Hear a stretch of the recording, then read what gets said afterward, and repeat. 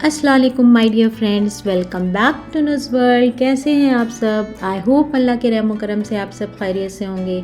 अल्लाह ताला हम सब को हर मुसीबत, हर परेशानी, हर बीमारी से महफूज रखे, आमीन सुम्मा आमीन। तो फ्रेंड्स, आज ये व्लॉग मैंने अपना 11 बजे से स्टार्ट किया है, दोपहर से। आज मैंने इतना मज़े का काम किया कि बता नहीं सकती हूँ। आज मैंने कोई काम नहीं किया। सुबह बच्चों को भेज के मैं सो गई, सो के उठी 11 बजे।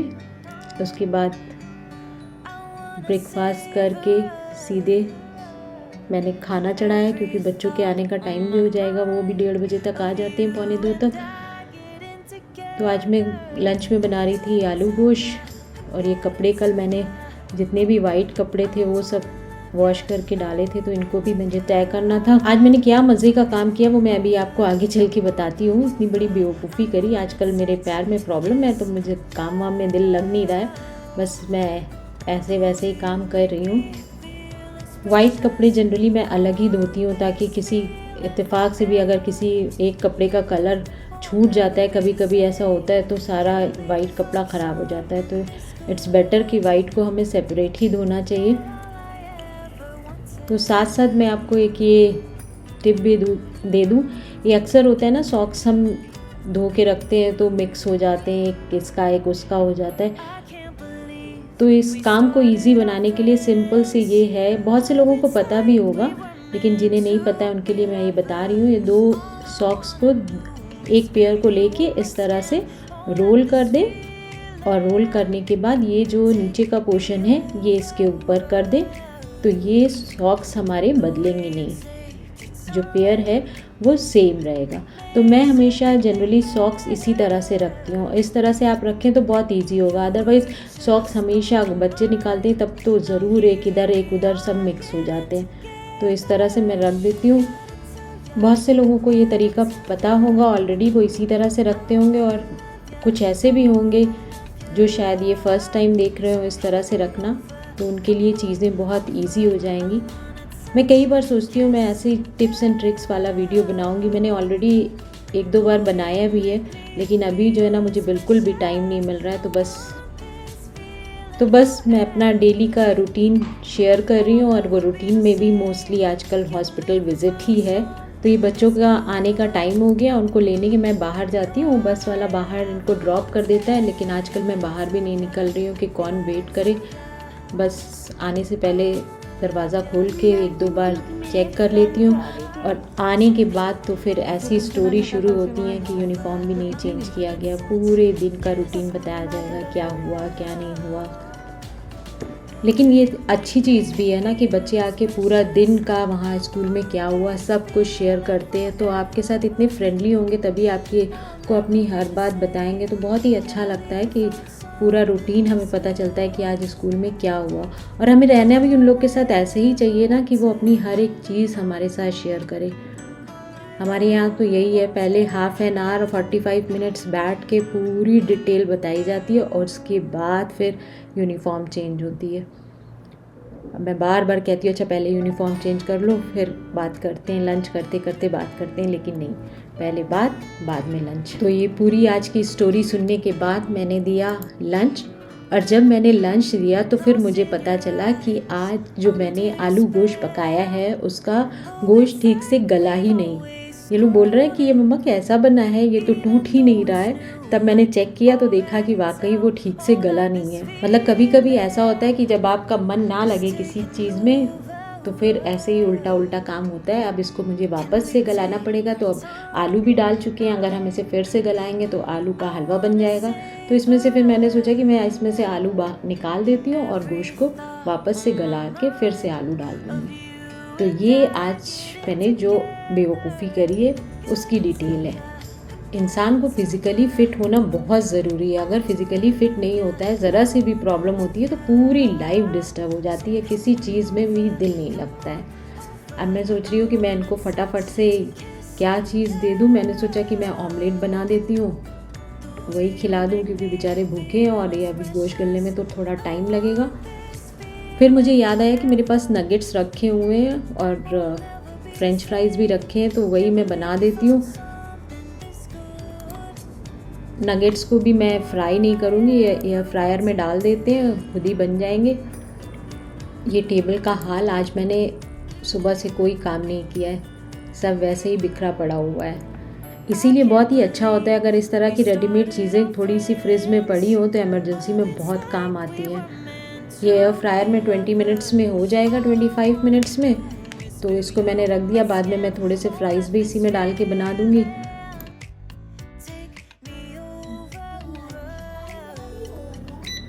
जब तक ये नगेट्स एयर फ्रायर में हो रहे थे तब तक कि मैंने ये ऑमलेट बना दिया कि ये लोग खा लेते हैं ताकि भूखे ना रहें। लेकिन ऑमलेट के तो नाम से सबको फीवर हो जाता है।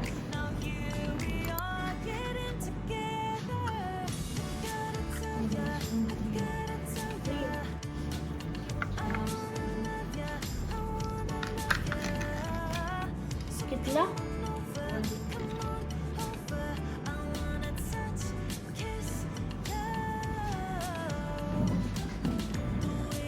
ये बेटी मेरी एक सॉस अपने आप रेडी कर रही थी। थोड़ा थोड़ा सा काम अगर बच्चों से हम कराएं ना तो वो उनको मज़ा भी आता है और वो इन्वॉल्व भी रहते हैं और उनको काम करने की आदत भी पड़ती है। और भूख ना करे इसलिए मैंने इसमें इन्वॉल्व कर दिया कि खुद ही बना लें। इतना अफसोस हो रहा था अपनी बेवकूफ़ी पे कि काश मैंने चेक कर लिया होता तो इतना इन लोग को वेट नहीं करना पड़ता। लेकिन खैर कभी कभी हो जाती हैं ये चीज़ें। ऐसे पकड़ के ऐसे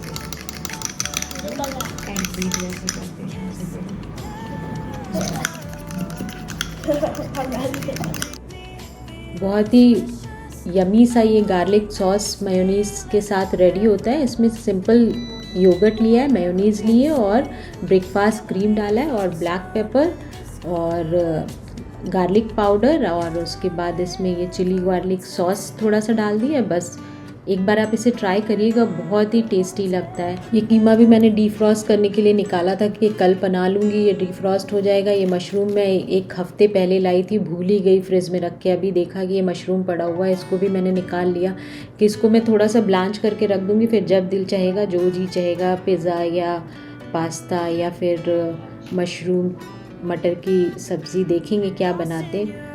तो इस मीनवाइल जब तक के नगेट्स हो रहे हैं मैं ये भी अपना काम निपटा ले रही हूँ। ये नगेट्स मेरी रेडी हो गए, इसी में मैंने फ्रेंच फ्राइज़ भी डाल दिया। आज तो कसम से वाकई मैंने हद ही कर दी। ये देखिए बेचारी इतनी भूखी थी कि ये एग खाने लगी, इसीलिए मैंने बना दिया कि तब तक के एग ही खाएं। ये फ्राइज़ भी रेडी हो गए, सब कुछ विदाउट ऑयल एयर फ्रायर में रेडी कर दिया। और इसको भी इसी टाइम पे अगर हम क्लीन कर लेंगे तो ज़्यादा बेटर है, अदरवाइज़ फिर बर्तन में डंप करती रही हूँ क्योंकि डंप कर कर के बहुत ज़्यादा बढ़ जाता है। तो कोशिश यही करते हैं कि साथ साथ ही निपटाते जाएं। और ये अभी गरम गरम है ना, तो ये गरम गरम पे अगर ये हम किचन टॉवल से इसे क्लीन कर देंगे तो इसमें जो ऑयल है वो इसका छूट जाएगा, तो धोने में भी बहुत ईजी हो जाएगा, ग्रीसी ग्रीसी नहीं रहेगा। एक तो वैसे ही नहीं ऑयल डाला था, हल्का सा बस खाली ग्रीस किया था और उसमें जो भी ऑयल था वो देखिए इसमें ये नीचे आ गया। बस इसको भी इसी तरह से क्लीन कर देंगे और उसके बाद इसको इजीली वॉश करके रख देंगे। तो मेरी बेवकूफ़ी में इन लोग का तो पार्टी हो गई। ये तो इनका फेवरेट फूड है, अदरवाइज़ मैं लंच वंच में ये सब देती नहीं हूँ, लेकिन मेरी वजह से आज इनको इनका फेवरेट फूड मिल गया। शाम को मुझे जाना था हॉस्पिटल, तो मैंने सोचा इनके प्रिंट आउट निकाल देती हूँ वर्कशीट के, ताकि ये लोग अपना पढ़ाई कर लेंगे। अभी इनके थर्सडे से एग्ज़ाम भी शुरू होने वाले हैं। तो ये प्रिंट आउट निकाल रहे थे कि बीच में इसकी इंक भी ख़त्म हो गई। अब ये भी मुझे आज लेके आनी पड़ेगी। हॉस्पिटल जाना मतलब कितना टाइम वहाँ पे वेस्ट होगा पता नहीं। आजकल तो डेली मैं 3-4 घंटे उधर ही गुजार के आ रही हूँ। ये 7:15 का मेरा अपॉइंटमेंट था, लेकिन रास्ते में इतनी रश, इतनी ट्रैफिक थी कि पहुँचते पहुँचते ही हमें जो है वहाँ पे 7:15 हो गया। जबकि हम आई थिंक 6:25 के करीब निकल गए थे और डिस्टेंस जो है सिर्फ 10-15 मिनट्स का है, लेकिन ट्रैफिक की वजह से इतना ज़्यादा टाइम लग गया। ये देखिए आप रियाद का हैवी ट्रैफिक एंजॉय करें। पता नहीं पहले इतना ज़्यादा नहीं है, 1 ईयर पहले यहाँ पे इतना ज़्यादा रश नहीं होती थी। क्योंकि बहुत से लोगों को इन्होंने वापस भेज दिया था, लेकिन अभी इधर वापस से इतनी रश होने लगी है, पता नहीं क्या वजह है।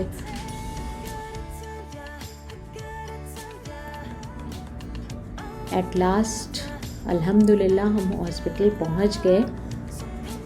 उसके बाद बस यहाँ का यही है कि जहाँ पे आप दिखाने आए वहाँ ये 2-4 इन्वेस्टिगेशन करा देंगे आपके। तो थोड़े से मुझे टेस्ट और कराना था, तो वो कराने में हमें इतना टाइम लग गया कि आई थिंक 9:30-10 के करीब हो गया।